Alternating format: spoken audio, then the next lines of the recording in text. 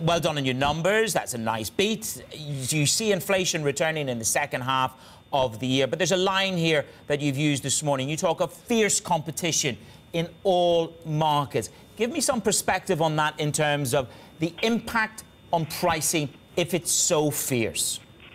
No, what I mean with fierce competition is in the world we're in, by the way, I think that for every retailer where we are in the world, you always have competition, and clearly within a deflation environment, and that's what I was more referring to in the U.S., you of course see that more eminent have seen that. And the good thing is, and that's why I used the offset that, if you look at our resilient sales numbers, then we have done very well during this quarter again. If you look at the DA, so the Delhaize America, where we still have comparable sales growth, although 0.1%, but still volume growth around 1.7, 1.8, then we are doing well in this market. And I think that's the positive note on the whole thing. In Europe, I think competition is as it was and it is. There we see some inflation between 1% and 2% in the Benelux. So let's say competition clearly on the U.S. side, and I mentioned that's something we have been offsetting well with our strategy. Just to dive a little more into that commentary on the US and the competitive environment then, Dick, good morning to you. Just how much pricing power do you have then in the US, and do you stick to your previous comment that US food inflation would return in the second half of this year?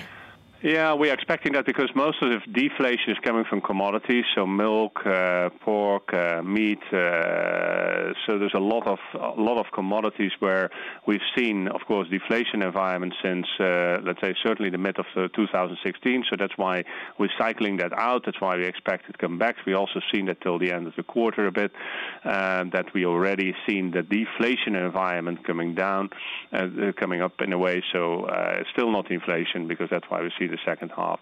So why we believe that it's not only, and that's why I've stressed that, it's certainly there has been some discussions in the second half last year where some of our competitors were setting up and reducing more their prices, but we have been able to offset that by our own strategy. We continue to invest in prices and improving our price positioning and perception in the market. So we are able to do that. Of course, also supported by, certainly in this period, in this first quarter, also the synergies, although also the synergies are delivering us the 20 basis point increase in EBIT. So a certain part of the synergy we use to offset the inflation environment, but for the rest we also are delivering the synergies to the bottom line. I think that's also the good news. Yeah, I mean, just on those synergies, first quarter net synergies, 56 million euros. The target still stands at 220. For the shareholders out there, I like to sort of ring their bell and act on their behalf. What about shareholder returns? I mean, you're doing well, you're cutting costs in the business, you're competing, as you say, in a very competitive landscape. But where are you in terms of the news flow for the shareholder and giving them some hope in terms of upping the returns? No, clearly what our clear policy is 40 to 50% dividend on our net earnings. We are running at this moment a share buyback program of 1 billion again for this year. So clearly our shareholders will see the benefits in the continuum of good returns on their shares.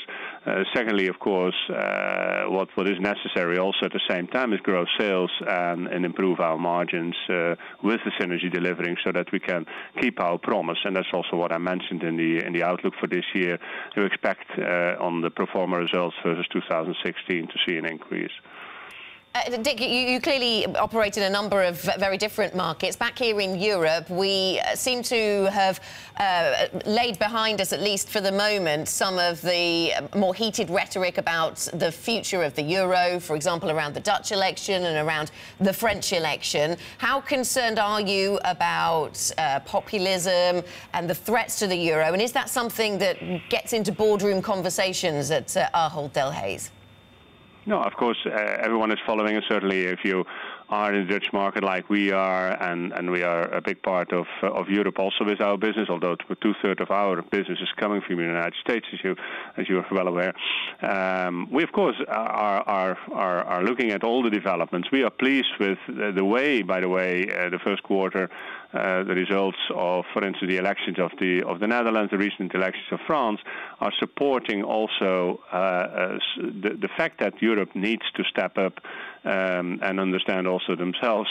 And I think we do now that we need to work on a more united economy in Europe.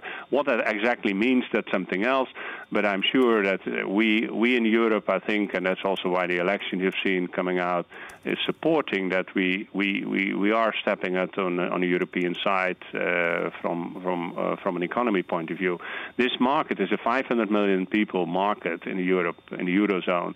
It's an enormous opportunity for business to strengthen that if we are able also to use the European zone with more open borders and less protection. I think that's what is necessary for a European market to grow.